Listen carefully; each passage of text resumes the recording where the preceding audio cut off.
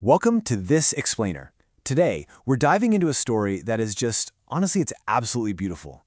It's a deeply moving narrative about grief, facing our darkest fears, and finding that elusive inner peace. But here's the really cool part. It maps perfectly onto Joseph Campbell's classic hero's journey.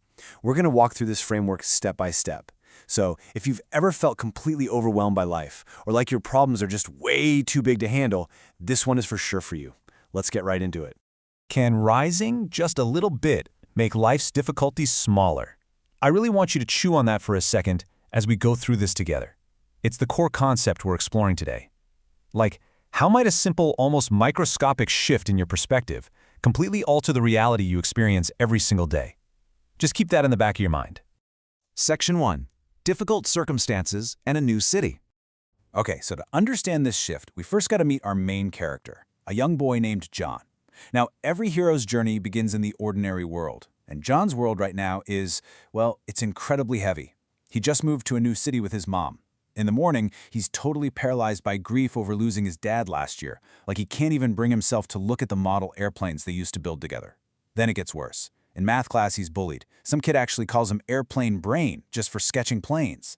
By the afternoon, his mind is so scattered that he misses these super easy soccer goals, and his teammates just laugh at him. He is feeling completely isolated. But then, evening rolls around. He's near the airport. A gust of wind catches his airplane drawing, and it blows right into the hands of a guy named Tom Schuyler, who goes by the nickname Sky. Now, Sky happens to be a flight instructor who also loves drawing planes. In the context of our hero's journey, he acts as the classic mentor. He delivers John's call to adventure with this absolutely crucial piece of advice. Circumstances can change. Keep your perspective open. Always be ready. This is the spark, right here. It plants a seed in John's mind. John goes home, feeds his pet lizard Tico, repeats that advice to himself, and eventually drifts off into a deep sleep. Section 2. A mysterious and unique flight. As John sleeps, the narrative takes this massive magical turn. He is crossing the threshold into the special world. All of a sudden, John shrinks down to the size of a pin, and he's sitting in the cockpit of this tiny miniature airplane right next to a pilot named Captain Vince Smith.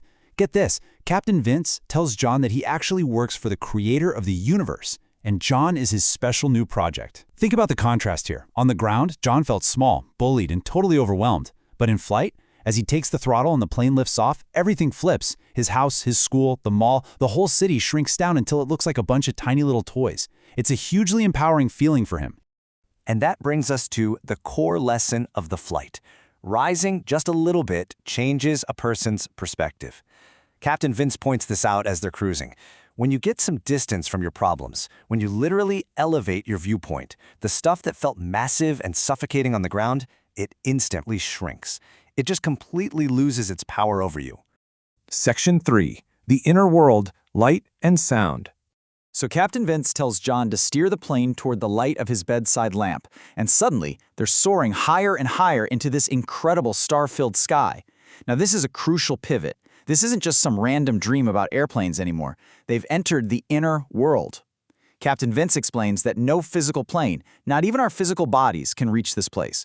It's this profound spiritual realm that only the soul can access, protected by the Creator. John is literally going on a journey inward. But how does the soul actually navigate up there? Well, it's through light and sound. Captain Vince reveals that the Creator built the entire universe on these secret cosmic currents. This profound light and sound act as the metaphysical fuel and the literal pathway for the soul.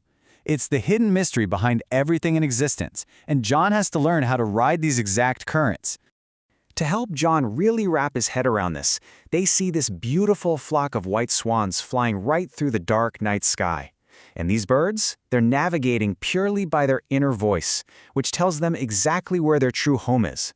Looking at them, John realizes something huge. Just like those swans, we all have an internal compass. Every single one of us has a built-in guidance system meant to lead our souls back to our true home. We just have to learn how to tune in and listen to it. Section 4. Victory over the snake of fear. Okay, so ahead of them in the sky, this magnificent vortex appears. It's basically a gateway into an even more spectacular, radiant world. But Captain Vince warns John, passing through this gateway takes immense courage and absolute laser-like concentration. John pushes the throttle forward, but his heart starts racing out of control. Suddenly, a massive, terrifying snake strikes the wing of the tiny plane. It wraps around it like a vice. This right here is the supreme ordeal of our hero's journey. And here is the truly terrifying part. The faster John's heart beats in panic, the larger and more horrific the snake gets. Let me just pause and ask you directly.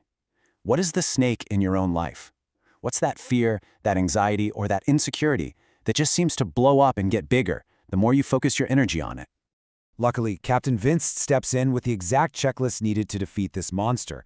First, recognize that the snake only grabbed them because of John's own fear. It's actually just an illusion born out of his panic. Second, the snake is growing because John is feeding it with his attention. He has to stop feeding it. And third, this is the absolute most important part. John must concentrate his entire focus solely on the light and steer directly toward the gateway. And you know what? It works. It works beautifully. John focuses harder than he ever has in his life. He sees nothing but the light, and it keeps growing brighter and brighter. As they pass through that gateway, the violent turbulence just completely stops. The snake, the fear, it completely vanishes. It's replaced by absolute divine peace.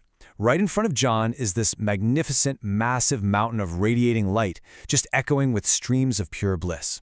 He successfully starved his inner demons simply by shifting his focus entirely away from them and pointing it toward the light.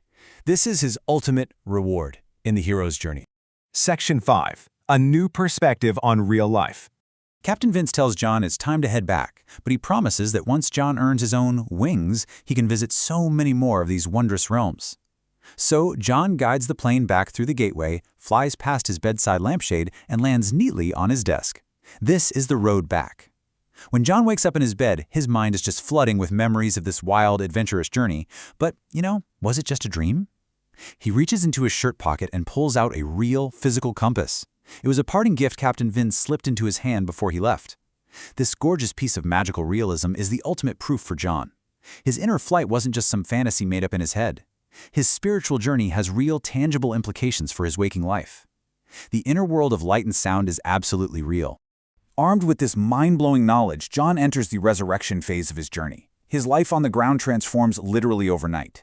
He marches right over to his desk and confidently finishes that airplane drawing he and his dad had started, proudly signing Dad right on it.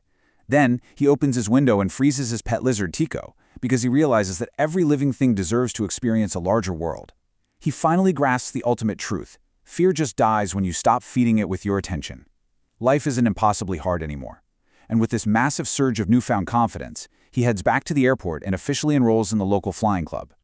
John takes those lessons and applies them perfectly, mastering the outer skies.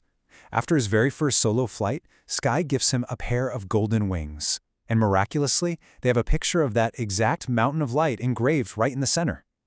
This brings us to the final step of our hero's journey, the return with the elixir.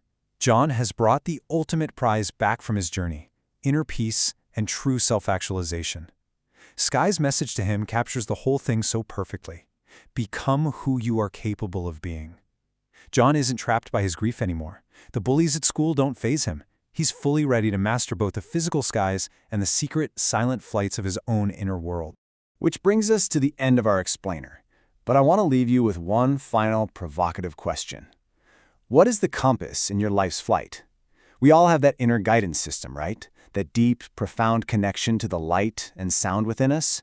So the next time you feel totally overwhelmed by your circumstances, or you're feeling bullied by your own anxieties, remember to just rise a little bit. Stop feeding the snake of fear and trust your inner compass.